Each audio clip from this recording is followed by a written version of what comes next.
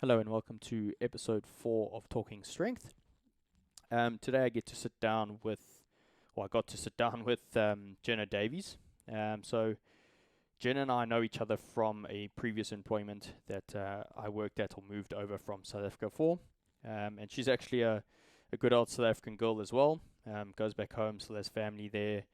And yeah, that was probably one of the first things that we connected together over when I kind of first moved out and got to experience her professionalism in the workplace. And I think one of the big things that I admired about her in the first time of meeting her is her dedication to training and her intensity in training. So, she'd always train early in the morning, kind of when I was taking clients. And you could always see, the dedication and the intensity that she brought into her training. She's a strong girl. I've had the pleasure of being able to work with her through last year as well, in combination with another coach, Corey, and we kind of just, bonded over strength, I suppose, and I got really close with her from that side. And, she was going through things, and we kind of go into that into the podcast. She unfortunately lost her mother at the start of COVID last year.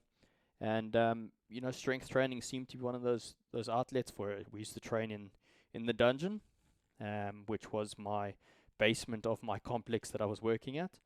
And she'd arrive at 5:30 in the morning, and, we just got to it. We squatted heavy. We made things happen. And, I respected her a lot from that side. She kind of just knuckled down and got it done. So the podcast is pretty good, if I do say so myself. We kind of go into all things business, as she started a new business again as COVID hit, which is Jenna Davies Marketing Services.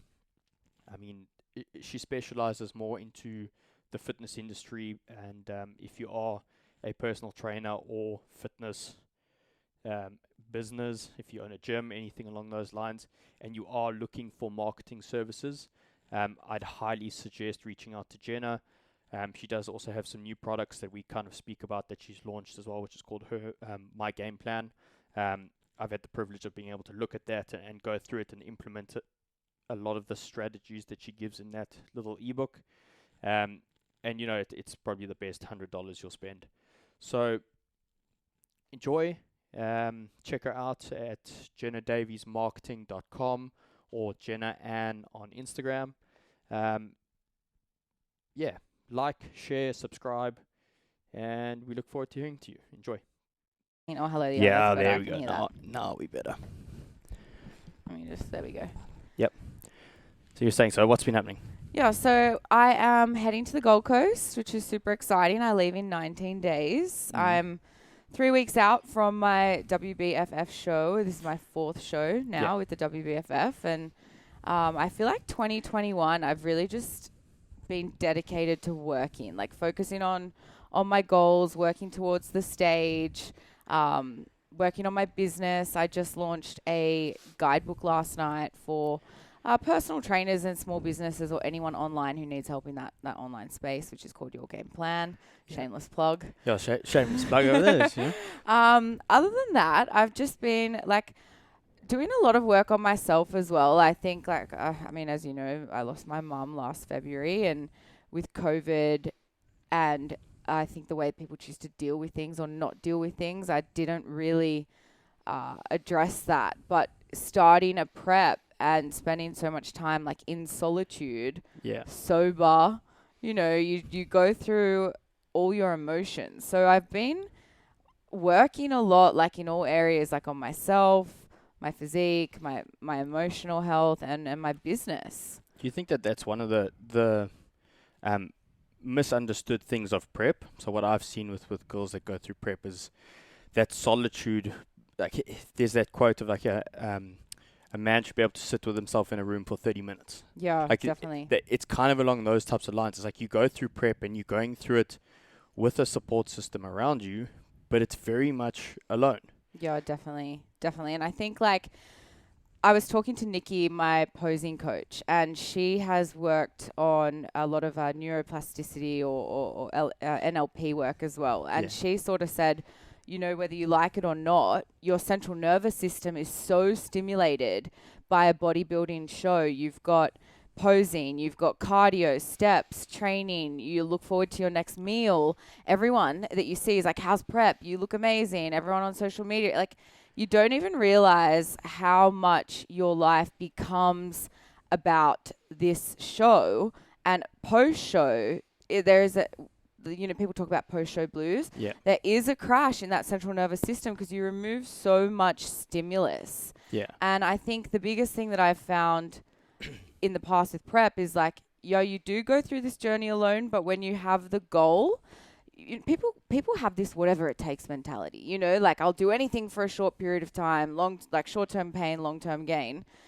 But I think what you don't see is that when you remove that stimulus, how have you actually transformed your life or your emotional health or your actual state of well-being? Because the biggest thing that I think even I've done in the past is you can use prep or a goal in fat loss or with anything, launching a business, whatever, as a Band-Aid because you work so much. It's something to distract you. 100%. That's what it is. The Band-Aid is probably the best analogy for it because it's like, well, I'm not happy, comfortable, whatever it is. It's like, I'm just going to divert all my energy into this one little thing to distract me from everything else. Exactly. And you know what? You probably see that in your business with like Gen Pop clients, or look at like the F45 challenges and things like that. They'll do whatever it takes for a short period of time, but that's not life, you know? So and that's probably why we see that weight regain or that diets don't work. 100%. Because that's exactly it. Everyone goes balls to the wall, all in for that 12 weeks or whatever it is. Yeah, exactly. And you know, I have been journaling a lot and reflecting on every day. I try and look at where I stood in my own way from myself and my goals, or what opportunity did I have that day for growth? What new opportunity comes? And someone said to me, do you think that process has changed your dieting mentality? And at the time I was like, well, they're not really related, are they?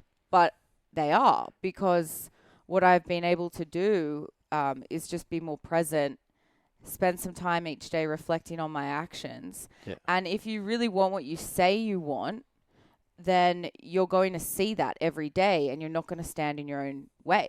You know what I mean? Yeah, that's exactly it. It's being present within the moment and understanding like what you did in that day. It takes away those obstacles. 100%. And I think Harry on the cord. Just yank it. He'll be fine. There's quite a lot there. I think I've never been a one for journaling, and I think we were talking about this earlier. It's like, this is why I started this. To me, I don't like the way my handwriting looks. Yeah. And that's as simple as it is. So I found a way to do some form of journaling, communication, reflective work. Venting. You know, it's as weird as it is, it's like, this is my journaling. This is my meditative process. Definitely. And I agree with you. Like, it brought forth a clarity within my everyday life that almost enhanced everything else. So it's like I was doing a bit of like a little mini cut at the time when I started it, and I was just like, it just made everything else better. So I can fully understand how you can relate those two together with your prep. Yeah, definitely. And I think it's like, whether it's a prep or the launch of a business or your job at work or your relationships at home, the art of, like, as cheesy as this sounds, reflection allows you to actually see areas that you can grow or make changes. And, you know, as a coach, you constantly look at client data. You're the one that's looking at their data. How often are they looking at their data? Or people, we give so much to the world around us. We give our performance at work. We give all these things, and we expect we're going to be climbing some sort of ladder. But how much do you actually look at yourself and go, did I leave anything in the tank? Did I have more to give? Am I actually doing my best? Because, you know, I've noticed a lot of people, particularly through COVID, were unhappy. Yeah. And I found, I was listening to my friends, like, obviously outside of health and losing jobs and actual things to be unhappy about, I'm saying generally the people that you would think are seemingly happy didn't seem so happy to me. And I'm kind of like, Well, have you been actually, one thing I noticed is that there's no like sort of self-reflection going on. Like you're driving this ship or you're driving this car. Where are you going? Yeah. Um, It's almost like the car's on the road, but the road's not going in a direction at all. No one's, yeah, they're everyone's on just driving around. autopilot. Exactly. Autopilot, everyone's just driving around and no one's taking the time to look at the scenery around them or what they've passed. And that's the reflective process, I suppose. Definitely. So, Definitely. yeah. And I think that's like, it's played a huge role in my training and nutrition because you think you have a goal, and this comes back to what we were saying before, people will do anything for their goal. But when you're actually able to sort of just focus on the day, do what you have to do that day, be present in your session, like actually train with intensity, get the fuck off your phone. Like, yeah, unless you're resting for 1 to 3 minutes, fine. But be on the gym floor when you're on the gym floor. Like, I think I've said this to you before. This was something I used to struggle with when I was like employed because I would work in my lunch break. Yeah. And I get like, I wear my watch, I get emails, and I'm just like, I can't be here right now, you know? But it's like, no, the world's not going to end. I'm not going to lose my job if I just take another 40 minutes for my health. It's being present in the task. So whether that's training, whether that's work, whether that's your prep or anything like that, it's like, I know when I go into the gym, it's like I put my phone on Do Not Disturb. Yeah. So I don't get any of my notifications. I don't get any of that. Like my music plays if I'm listening to music at that time. And it's like, I will make sure that I'm giving 100% to the session. Yeah. And since making that switch and being present within the moment, and to quote a word that's been thrown around us in the industry a lot right now, is like, what is the intention behind it? It's 100%. like, that's true intention of training. It's like, I get more out of my training going into a session, making sure I understand the intent behind it. Yeah. And I can get 3 intent-based sessions in, and I'll get that much more progress than fucking around on the gym floor for 5 days a week. Yeah, definitely. And I think like this is something I noticed making the shift from heavy lifting to bodybuilding, right? So when we were training in the garage, I was like, when I was leaving my house, the garage, a concrete jungle. When I was leaving my house, I was getting in my headspace. Like I was like getting in the car with my tunes, my Oxy Shred, whatever. I get there and I'm like, I'm ready to work, right? Yeah. And I'm like, get your head in the game. We got a heavy set. Like you have to have your head in the game because you're lifting heavy. Yeah. Right. But why aren't you doing that for bodybuilding? Well, this is what I'm saying. So then it's easier to switch your brain off for someone like myself because I love strength training. If I'm lifting lighter weights, I'm like, you know what I mean? Yeah. But what I've realized through this process of being reflective and all that is I've got to treat it the same way.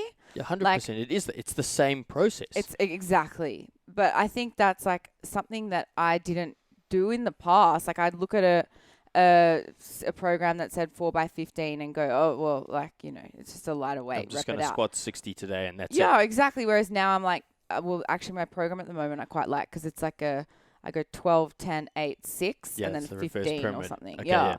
So I like it because I'm still working my way up and that 4th set, I'm fucked basically. But then I'm like, okay, now I've got to back it off. But I've got to, I'm such a bro. Like, I don't want to back it off, but I've got to then hit those 15 reps. But the way that I am is if I don't hit those 15 reps, you're not doing the program.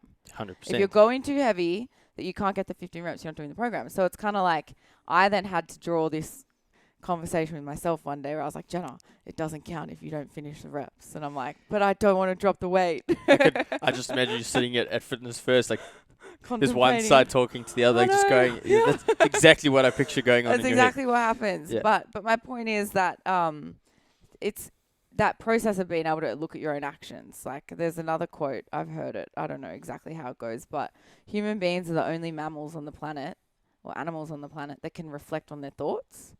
We can think about our thoughts. Yeah. When you think about it, like Harry doesn't go, I'm hungry. Wow. Why am I hungry? You know what I mean? Yeah. They just go do things. He's just like, I'm going to go annoy mom and get Yeah, food. exactly.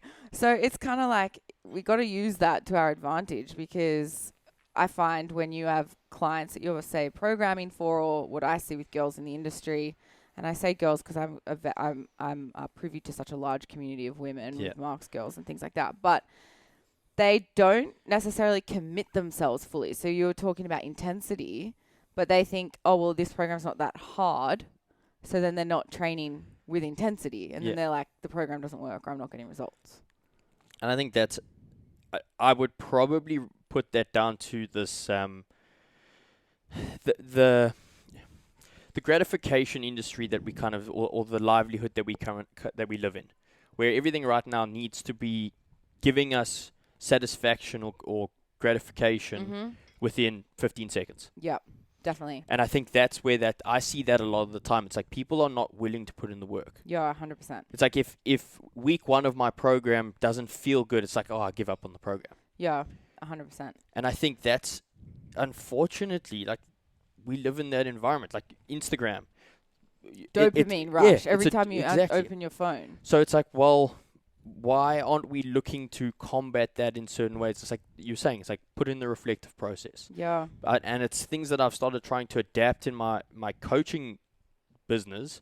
It's like I need to get people more aware of like what's going on. Definitely. They have to be more aware of going into the session, like understanding what's primed and prepped. So it's like now what I've done with a lot of my girls going into sessions, like I've given them numbers I wanted them to try and target. Yep. And that's changed because now it's almost an external drive. It's like, okay, I have to hit these numbers. Yeah. It's like you having your little pep talk with yourself. It's like, yep. I have to hit these numbers for this rep, otherwise the set doesn't count. Yep.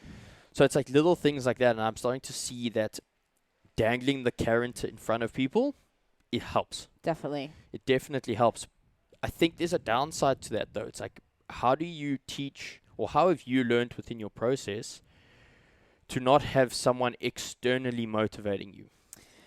Well, I think that's a really good question. Like, if you think about the world we live in, we grow up externally motivated. You go to school, you get gold stars for working. You're like, from a very young age, we are conditioned or primed, programmed, whatever, to respond to reward. Yeah.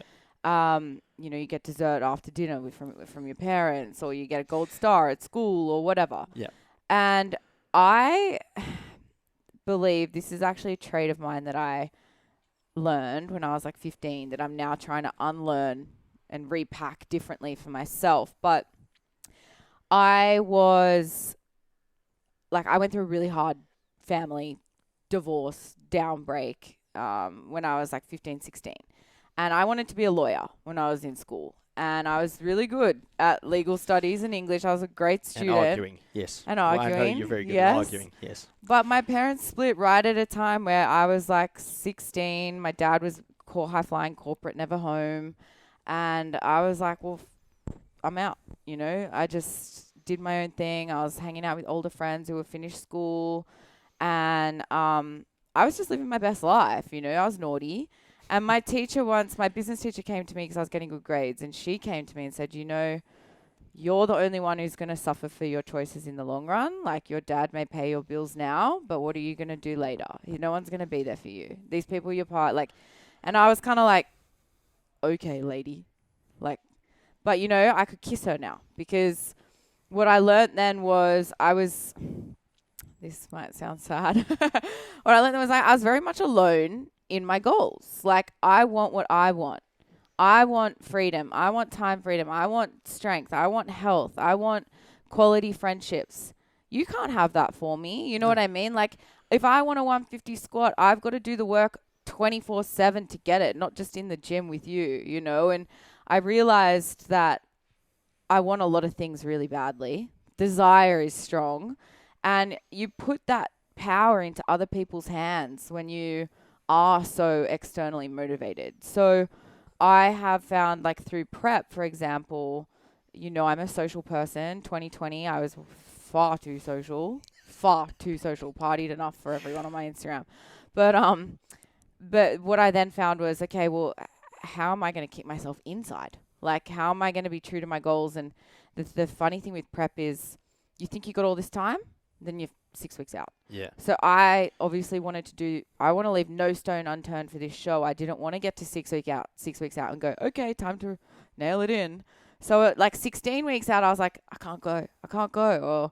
Or, you know, and I had to really sort of learn that if my goals were my goals, that only I could achieve them. Yeah, exactly. Yeah.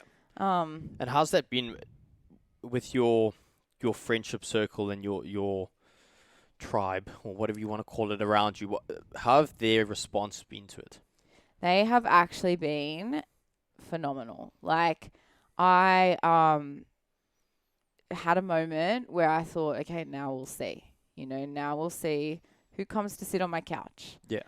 Who's here with me when I'm tired at 9 p.m. on a Saturday?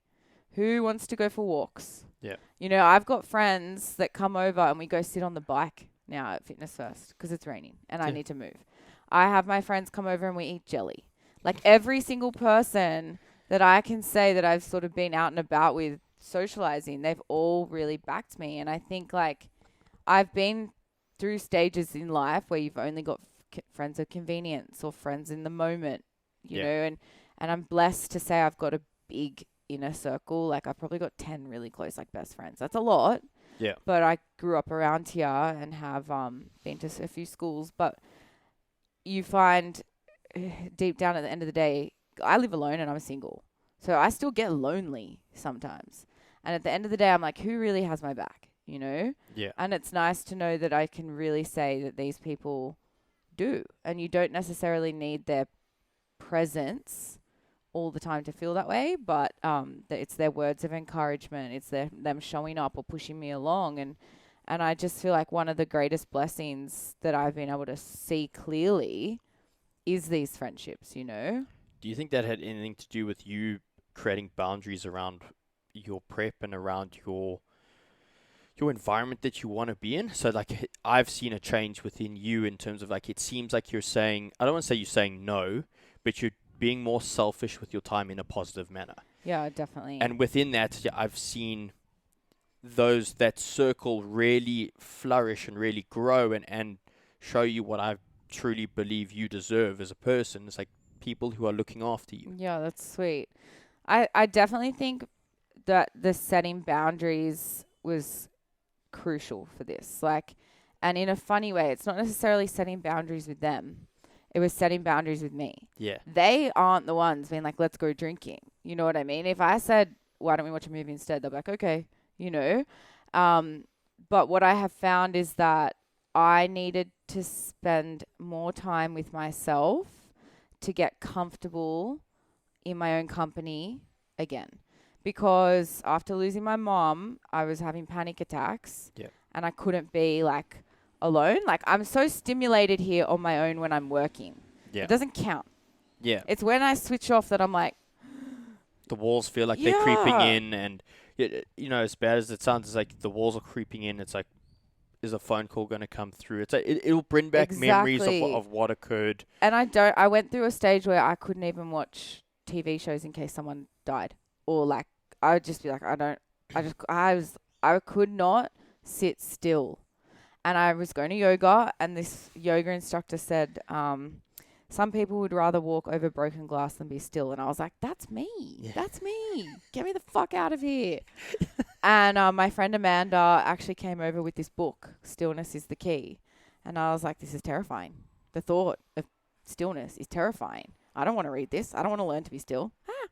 But what I did in that process was that being alone allowed my friendships to flourish, because we then started spending really quality time together. Like, it's one thing to go out jawling, like go out drinking every weekend. You realize people don't know what jawling means. Like, go partying. I say that all the time, and people look at me and they're like, what is that? I'm a jawler. It's a jawler, yeah. South African thing, it's just how it is. Yeah, it's like, it's one thing to go out partying, be social.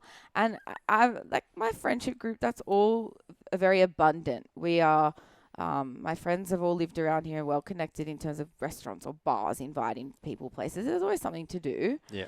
And now it's like, I see those same people now, even probably more, but on a one-on-one quality sort of level. We go for bushwalks. We talk, like really talk about things. And it's kind of like having these, going back to setting boundaries, I believe that setting the boundaries first with myself so that I could spend more time on my own, allowed me to then connect on this one-on-one level with them. Because what I first had to start saying was, no, I'm not coming.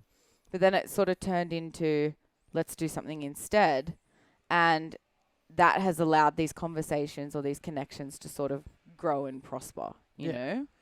And I mean, do you think that this is, if you look back on it in 10 years or 15 years or whenever it is, do you think that looking back on it and looking at COVID is what's changed this? So you've taken the positive of COVID, you were doing lots of things during COVID, but you've taken the negative response that COVID instilled in all of us, and you've now created something magical out of it. It was so hard, James. Like, I quit my job in January. I started my business in February. My mum passed on the 21st. Her funeral was the 6th of March, and 2 weeks later we were in lockdown. Yeah. And I lost my shit for like 12 weeks. Fair enough. She died on a Friday. She passed away on a Friday. So every Friday, I would get pretty lit. I'm like, how else do I say this? I just couldn't deal with Fridays. I'd wake up on a Friday and be like, that panic would set in. Yeah, like, do anything possible to deal with it. It was horrendous. Like, I've actually never spoken about this before, but like, I'm a morning person. I get up, I spring out of bed at 5 a.m. I can't help it. No matter how shit I've slept, I'm just a morning person. I get up, I go to the gym, I'm excited. Like, I try and journal in the morning, but I'm too excited to go train. Seriously, I'm such a loser. And then I come back, I get ready, I like put music on, you know, and at 7:45, I'm out. At this point, I was working. So I was like going out the house, and like I would always call my mum in the car. And at this time, my stepdad was calling, and I was just like not going to get it because I was rushing. We were launching Mark's Challenge, first one. Then I was like, oh, I'll get it. Anyway, it was like that day stuck with me, and the Fridays to follow for so long, right?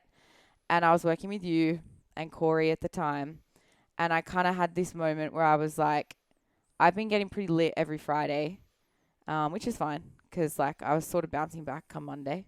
Well, I thought I was. We were still training, yes, lifting heavy, you know. Sometimes, like I would walk into the gym and be like, I got my shit together, trust me. But I had this moment where I was like, okay, Jenny, you got to make a choice here.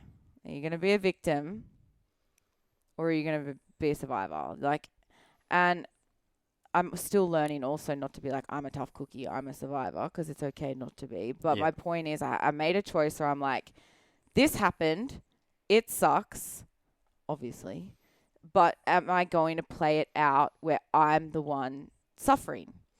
And I made a choice like back then to rein it in. I didn't stop drinking or partying or whatever. Like at this point, it was like August. Brought the volume down a little bit. Down a little bit. But COVID, back to your question, I find I didn't have a choice. Like I know everyone has a choice as well. So, but what I mean is like, you lose your mom and go into a nationwide lockdown, global pandemic. My family's in South Africa. I couldn't go, which is where I wanted to go. I would have gone because my mom's sisters and stuff are there. Yeah. And all of a sudden, I live alone. I felt really stuck. It was terrifying. So I got Harry because my psychologist was like, patting an animal calms you down when you have panic attacks, things like that. Did that include him biting the shit out of you? Oh, he's aggressive.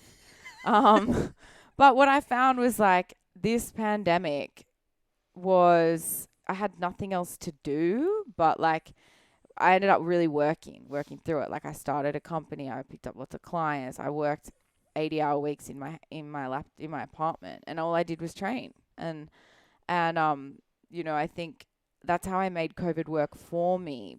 But I still managed to avoid the big elephant in the room, which is grief, you know. And it wasn't until I started prep that I'm like, oh boy.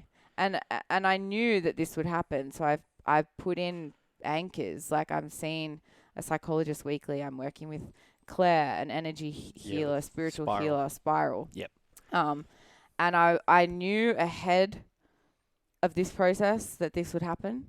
I was like, oh boy, I'm about to go into solitude, solitary confinement, and I can't escape my emotions. My last meal. Yeah, I can't go drink or or whatever. Not that I was drinking all the time. It sounds bad. It was just a weekend thing. But I was like, I need to set up some parameters so that I can deal with my shit, you know? And that's where I found like this whole sort of process it's been a very strange time. I suppose I wouldn't say strange. I think it's been very, very much a growth period for you. Yeah. Might feel strange. I know that you are defining it, and it's your definition of it from that Yes. sit. Whatever it is. What I mean is that, like, they say when you lose someone, don't make any drastic changes. I quit my job, started a company, went to a global-wide pandemic. Yeah. Like, I was just kind of like... You're the exception of the rule. Yeah, Completely, yes. and the other thing is, like, everything starts coming back. Like, you go back to the gym, you can have friends over, you can go out and eat. But, like, she didn't. Yeah. You know? So that's what I mean when I say it's, like, strange timing. So it's funny how everything happened at the right time. And that sounds terrible. And, obviously, I'm not saying it's the right thing in terms of your mother passing. But, you wouldn't be where you are today without that. No, definitely not. And I think part of that has definitely got to do with, like, you are your mother in terms of her strength. Yeah, definitely. It's like if she hadn't instilled the strength that she did in you and the lessons that you learned from her, I don't think you would have made it through COVID. I also think, thank you as well, but I also think it comes back down to choosing. Like I said, I didn't want to be a victim, and I made a choice to start doing Spiral and working with Claire and seeing a therapist, and I had to make an active choice not to suffer through grief. Yep. Like, pain is inevitable, suffering is optional, or whatever the saying is. And, like, that's exactly it, yeah, and, like, I was obviously hurting, but I was so terrified of hurting that I was having panic attacks. So I was so scared to be alone because I was scared of pain. You know what I mean? Yeah. And it takes a lot of self-work to actually go, hang on a second, like, grief is love, and I feel this way because I was loved, and to actually then accept, like, and I say this, like, heavily, to really truly accept it, you've really got to do the work. And I think, we all have things that we have been through in life. Come 25, 30, we've all got a bad breakup, some sort of family relationship we don't talk about or whatever. We've all got issues. Yeah, exactly. And it's like, the reality is a very privileged person who's blessed to have no problems in life may be traumatized by a breakup. Someone else may be traumatized by the loss of a parent. It's the same. It's the same pathway that it's going down. They feel that, yeah, exactly. So it's kind of like the one thing that I found were my strongest anchors was strength training, because I was working so hard and had that goal. And then the reflection of what I was actually doing. And I just was like, Jenna, you have a choice here. Like, you have a choice to keep doing what you're doing, and it would be okay to lose your shit for a while, there's no right or wrong way to grieve. But then I was also kind of like, I want to believe that my mom is here. Like, everyone has I find when you lose someone close to you, you really start to sort of question or strengthen your spirituality or religious beliefs. Like, I grew up Catholic, and I've been praying to God every single night again. And it's just like, it strengthens your purpose in some way, if you let it.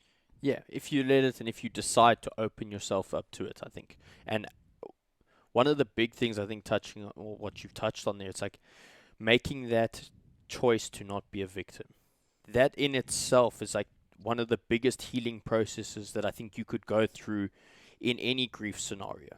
It's like, if you purposely wake up every morning and you say, like, it's shit, I'm going to get through this. And don't let it, you're allowed to have bad days. That happens. But I think it's just making sure that you string the good days together, and you are constantly making the effort to not fall into that victim mentality. Yeah. Like, you're going to come out of it stronger. I think, like, it's not why me, it's what now. Yeah. And the biggest thing, like, I mean, after I started my business, I had, like, an impending threat of legal action from an ex-employer, and I Good old times, hey? yeah, Good like old I times. just was really just in the shit. Like it was my mum's 1 year anniversary, and I went to Queensland 4 weeks ago, and I was on prep. I had a car accident up there. I had to put her cat down. It was her 1 year anniversary, and I was like, man, I need a break. And this is when you realize like all the coping mechanisms that you have when you're on prep. It's just you in your head. Yeah. You know, you can't do unless your coping mechanism strength training, which I couldn't even do because I'm on prep. Like, you know, you really sort of have to unpack your Your thoughts. your thoughts. You have to be present, and you have to be willing to sit with the shit 100%. and be able to sit there and be like, this sucks. Yeah, it is hard. But back to what I was saying, like everyone has these obstacles, and there's actually a really great book I've got. It's called The Obstacle is the Way. Yeah. And Mark Carroll gave it to me after my first show. I wouldn't say I'm unlucky, but I'm just one of those frantic people. You know, there's always something going on. And I realize a lot of that busyness creates that. If you can actually just be calm and be present and be still and be level-headed, measure twice, cut once. I've been saying that to myself since you said it to me. Yep. You can avoid a lot of these things. But my point is that book, The Obstacle is the Way, and I've been listening to LeBron James on the Calm app. And I realized, like, you can't choose when you're going to get a clean run. Like, you know, you hear Gen Pop people say, I want to do a 12-week cut, but I can't clear my calendar for 12 weeks, so I'm going to wait till so-and-so. That's life. You'll never clear your calendar. You'll never know when nothing is going to come up. There's always going to be shit. Exactly. There's always going to be an obstacle that is in the way, without Exactly. excuse the pun. But there's always going to be not the right time. Exactly. It's always going to be the Monday that doesn't coincide with you being able to get food or whatever it is. It's like, but if you wallow in that thought process, you're never going to get anywhere. Well, the principle is you've got to use the obstacle. Like, what stands in the way becomes the way. So I realized that bodybuilders on stage who place first, then I stood next to them placing second or whatever, they have a life too. They have shit too. What am I going to say? Oh, but I didn't win because I have shit going on. Yeah. It's all equal at the end of the day. Like, you all had the same amount of time to prep. Yeah. You all, like, everyone knows when the show date is. It's not like you come in on the Friday and you're a little bit flat. Oh, I need another day of carbs. Just exactly. Can you judge me the day after, and then we'll make it fair? Like, it's a level playing field from that side, and I think that's what you're saying. It's like the obstacle is the way. It's like, well, you know. I heard this quote in the book. I read this quote in the book, or heard it because it was an audio book. Of course. Winners and losers have the same goal. Winners and losers have the same goal. So when I heard that, I was like, well, shit. No one says I don't want time freedom, financial freedom, optimal strength, optimal health, a loving relation. No one says I don't want that. We all want the same thing in life, more or less, unless you want to join the army and be in solitude. Not sure. But my point is, like, what sets us apart then? What makes a winner a winner? And I don't just mean the stage. I mean winning at life. Like, why do some people seem successful and other people struggle? And it's like, there's systems and tools, like good programming, quality nutrition, a coach that's smart, setting you targets that you know that you can hit because they've calculated it and they're smarter than you. You know what I mean? Or how you use those systems. Like, to bring it back to coaching, like, the plan doesn't work unless the client does. We know that. Yeah. And it's kind of like everyone listening knows more or less how to save more money, how to eat better, how to train harder, but they just don't. Yeah. It's simple, not easy. Yeah, exactly. And that's what it is. It's a simple solution. Yeah. It's not easy, and people want easy. So as soon as they experience challenge or hard, they give up.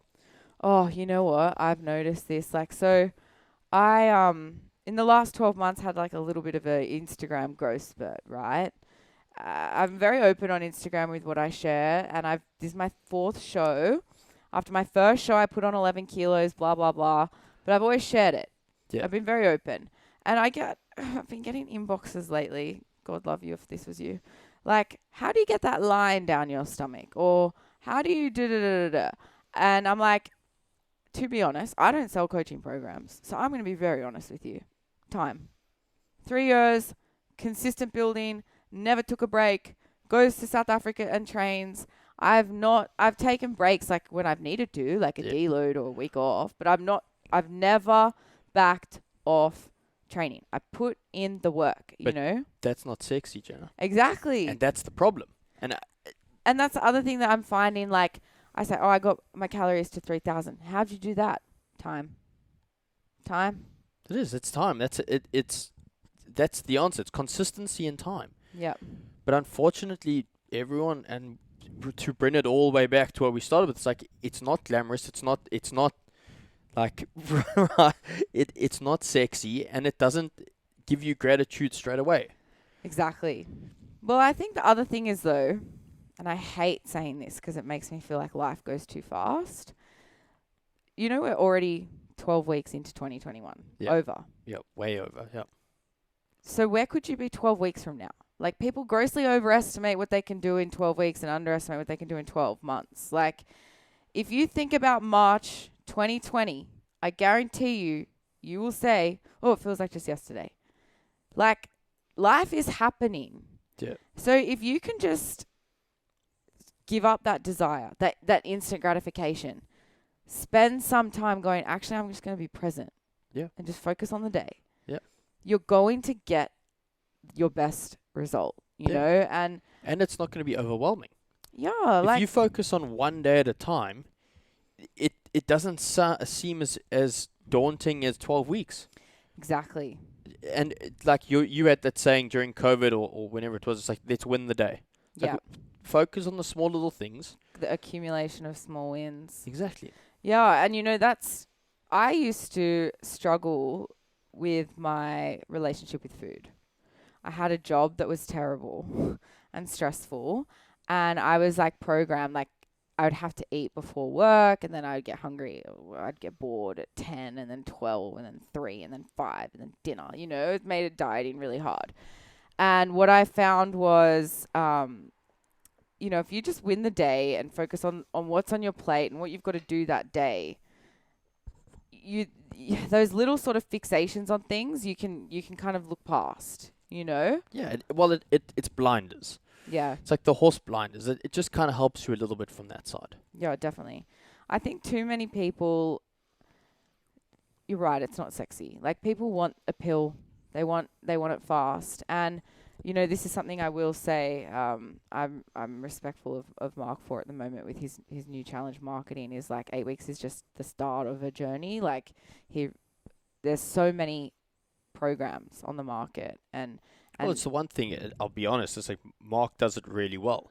Yeah. It's like, you know, we've all spoken about this and we all understand it's like 8 weeks or 12-week challenges, like, they're very difficult because they sell a time frame, and we see a lot of people drop off of that, and there's a lot of people get good results, and there's a lot more people who get really shit results. The one thing Mark does really well is he provides education. Yeah. And what I see differently from that is it's not the standard challenge, because it's 8 weeks, but the amount of information he gives you, mental. Well, literally, if you put that in place like for course. the next 2-3 years, and you don't do the sexy things, you do the consistent things, you can look back in 2 years' time and go, that challenge, that 8 weeks, Yep. changed my life. One thing I will say is that if you are going to go hell for leather for 8 or 12 weeks, you're going to hurt yourself. Like, I did my first prep. I spent 8 weeks, and this comes back to what we were saying before, 8 weeks in keto. I was like, I can do anything. I want this so bad. And I did, which blows me away. I don't know how I did keto for 8 weeks and survived, but anyway, I did it. I don't know either. It fucked me right up. Like, I'm talking my relationship with food, the post-diet, like, too many people marketed to my job. and they buy into this sexy story, and they're going to get their goals. But then it's like, then what? Yep. You know, and it's like, from a health and wellness point of view, if we're talking personal training. And you've got these clients that commit and they do all these drastic things. You know, that this is a little bit of a side note, but the other thing I find, the clients get mad if you don't give them enough. Like, I know, like, if you just give them macros and a plan, they're like, what about supplements? What about food? What shouldn't I be eating? And if you're like, nothing, just... It's like, just don't overcomplicate it. But then they're like, it's not good value for money. Like, they want this. I've seen trainers that go, here's your subs protocols, here's your training, here's your food plan, don't eat these. And then clients feel safe and secure because they've got all this information. And what I find with that is, and it'll come into marketing, and I know a little bit about it from that side, it's the post-purchase. That's what it is. It's making sure that the post-purchase, so after they've spent the money, it's like they don't get the purchase regret. Yeah, it's the illusion of value. Yes. And security. Because if you just said, actually, you can still eat that Krispy Kreme donut, people would be like, oh, this coach doesn't have my back.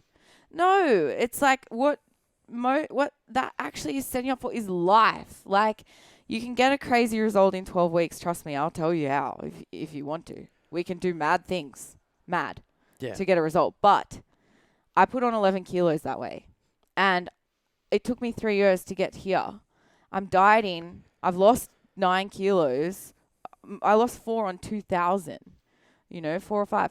And my point is, that doesn't come from these bells and whistles and protocols and all that shit. It actually comes from education, commitment, and knowing that you've got to play the long game. And I think that, like you said, that's not sexy. No. But too many people want it now. And unfortunately, if you're starting a diet on 1,700 calories, it's going to hurt. You should maybe consider not dieting. Well, it's funny that you say you got to play the long game. It's like I had my previous guest in the last episode was a strength coach by the name of Sam Hall, and we were chatting about injury prevention and how we see a lot of people within the powerlifting industry right now and the environment around it is like so many people are chasing to get strong now. And it's like, well, it's a long game. It's like, yeah. I know that. I know what happened when I went too hard, too fast. It's like, unfortunate, like I landed up with a hip replacement, but it's like, I went too hard, too fast. Yeah. It's like, if I had just played the long game and instead of trying to jump 10 kilos a month on my squat, whatever it was, it's like, play the long game. Easy come, easy go. Yeah, it's those types of things. But it's not sexy. I know. And the thing is, like, I feel grateful that I have a platform in fitness, but I'm not a coach trying to make money off my audience for fitness. Yeah. So I'm honest all the time. If I could, not to sound like a dick, but if I could come out with an ab guide.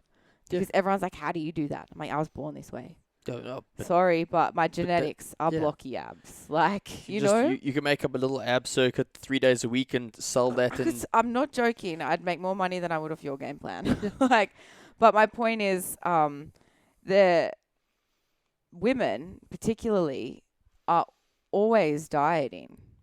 And I'm so grateful that the market is like, now reverse dieting is a buzzword. Everyone's like, I need to reverse diet. But their goal is still to diet. Yeah. You hear them talking like, I need a reverse diet so that I can diet again. Yeah.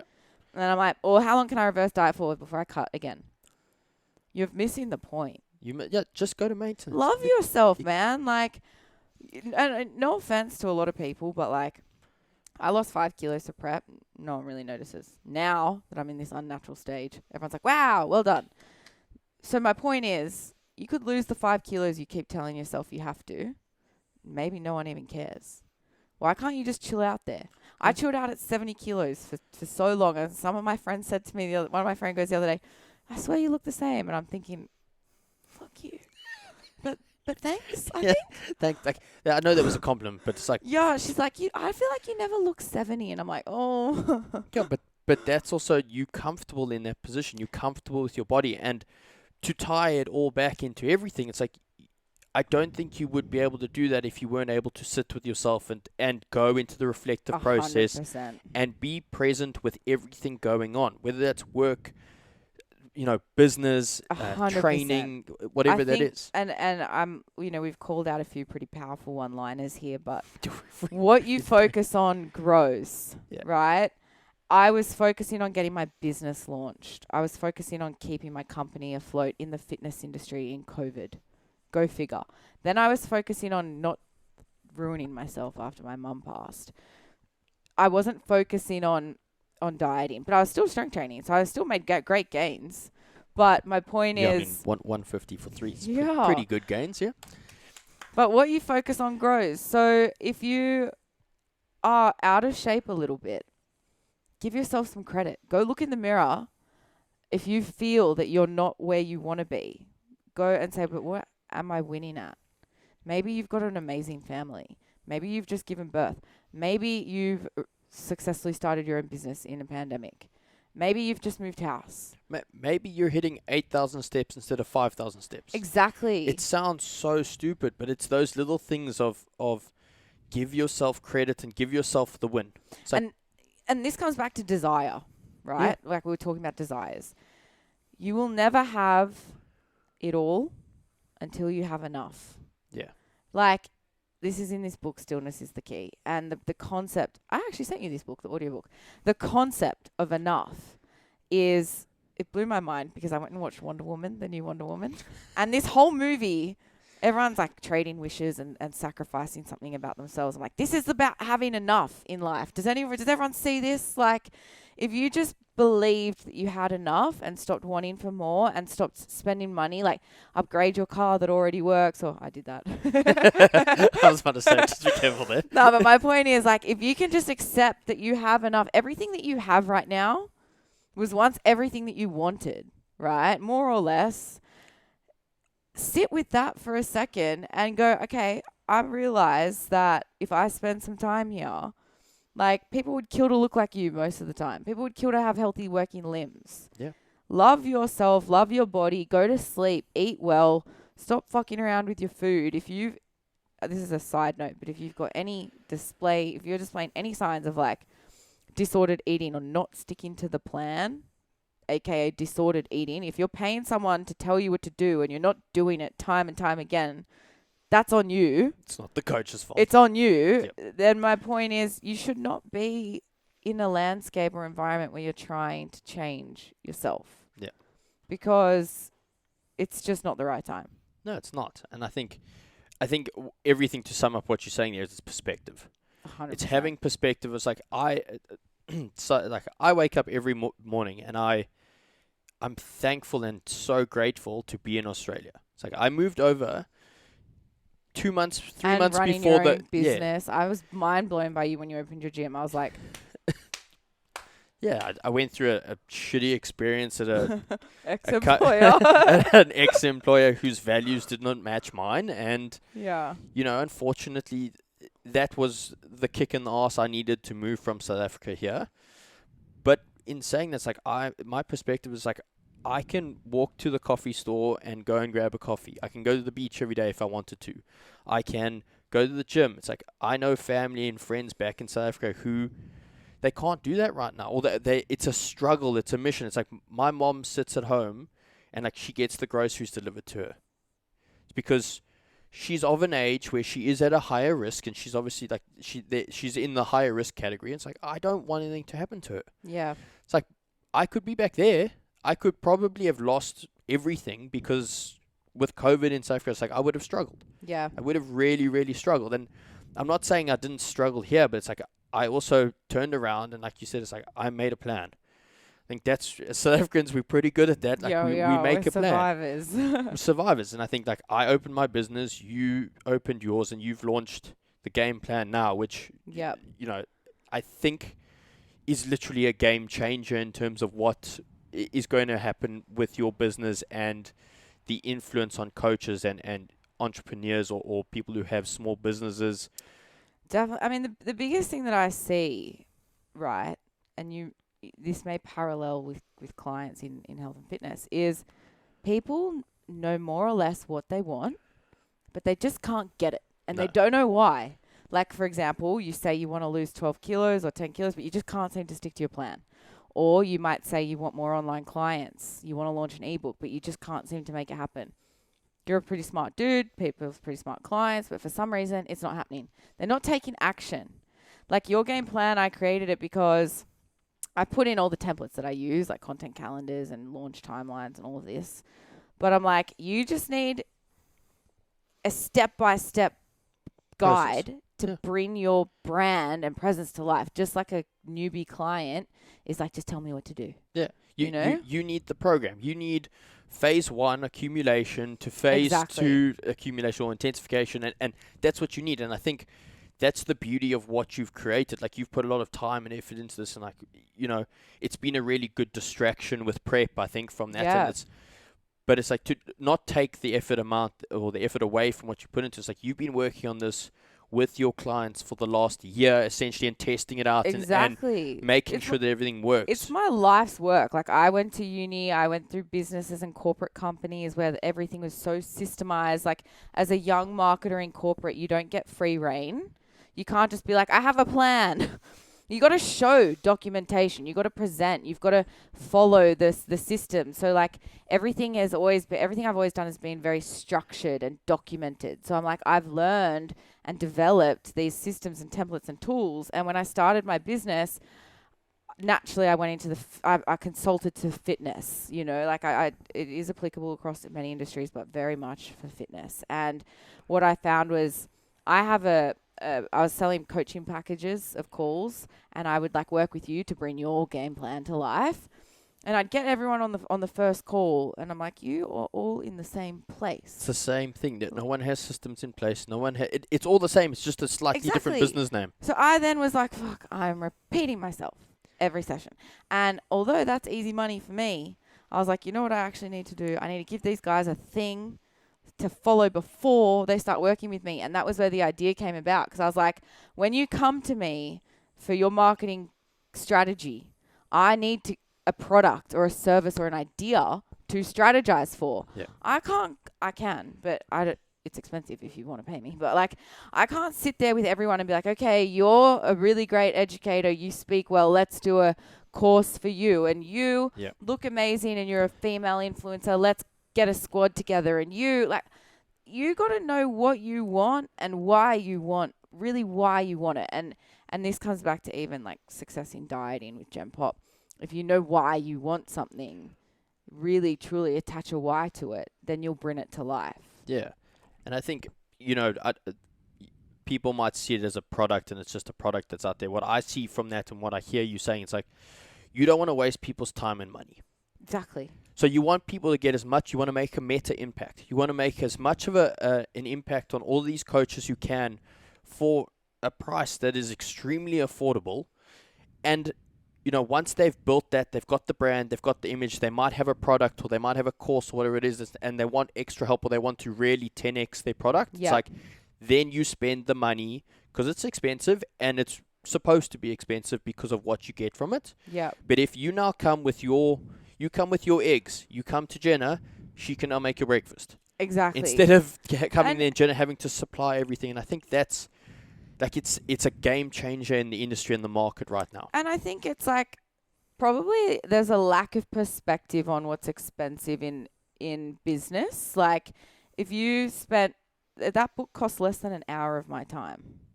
And that's not just me. So. I'm not being a dick. Like, that book costs less than an hour of any personal trainer's time, most likely as well. Like, those templates have been developed to make my clients and companies I've worked for millions of dollars. Like, if you can bring about, like, your game plan is the system that I followed to launch your game plan. So if you can spend $99 and then create something and sell it for $99, you made your money back. No brainer. You do one of them and you know, you give up your time to create it. You've made your money back. Exactly. But I genuinely, like, and I'm not shy to say this, like, I want to change the world. Like, I want to change the world, and I think the only way, like, you know, I think Gandhi said it. Here we go again. We're very philosophical on this podcast. I'm gonna have to go through this and count how many times we threw out different quotes. Change one person, change the world. You know, like, or to change the world, you must first change with yourself. Whatever. But we'll go with both of those. Yeah, we'll throw that. Pretty good. And I just think if I can help you make your clients' lives better, and help people at scale, it's like the 7 degrees of separation, right? Like, the flow-on effect. The world changes. Flow-on effect. Yeah, I think that's it. It's just, I think so many people can benefit from it, and you put the time and effort into the strategies of what you've created. It's like it's a no-brainer. And it's customizable. The whole thing's templates, Excel spreadsheets. You know me and my Excel. Yep. Yeah, that's why we get along. I don't give you. It's not me pushing my plan on you. It's literally your plan. I just teach you how to put it out of your head. Because what so many people say to me is, "Oh, I haven't had time this week. I just don't know what to do, or I want to do a course, or I want to do a challenge, or I want an online offering, but I just don't know what." Well, have you spent any time looking at what your competitors are doing? No. Oh, I mean, you look on Instagram, but have you actually saved this content? No. Have you spent any time buying your competitors' products? No. Do you know what your competitors say or how they can communicate with their online clients? No. I'm like, oh, well, I mean, fuck, you haven't really done much work, have you? And use that. It's like, if you want your Instagram to treat you like a business, to pay you like a business, treat it like a business. Yeah. If you want your training, if you want to look like a bodybuilder, train like a bodybuilder. If you want to anything in life, like just do it well, you know? And put intention. It's an intention behind what you do. It's intention behind your training. It's intention behind business. It's intention behind how you live your life. Exactly. I think, you can learn a lot from just being intent with what you do. Yeah, exactly. And I think that I learned that being haphazard or half-assed costs More time and money. Measure twice, cut once. And I have cut corners. I've been lazy. I've done things half-heartedly. I've done bodybuilding shows half-heartedly. Like, yeah, you pay to learn if you want to.